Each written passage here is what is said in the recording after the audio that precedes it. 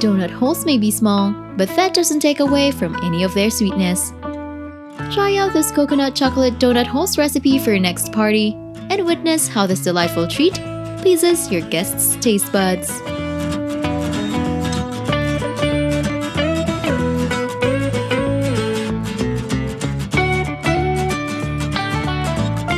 To start, preheat the oven to 350 degrees Fahrenheit.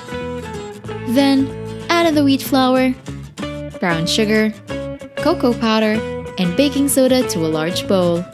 Mix thoroughly to combine before adding in the eggs, vanilla extract, skim milk, and margarine.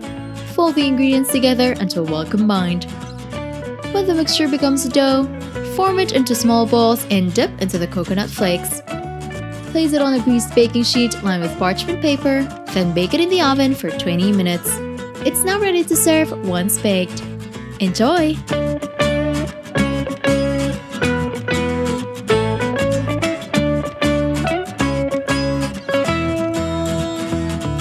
Don't forget to hit like, subscribe, and turn on that notification bell to catch more easy and tasty dishes to try at home.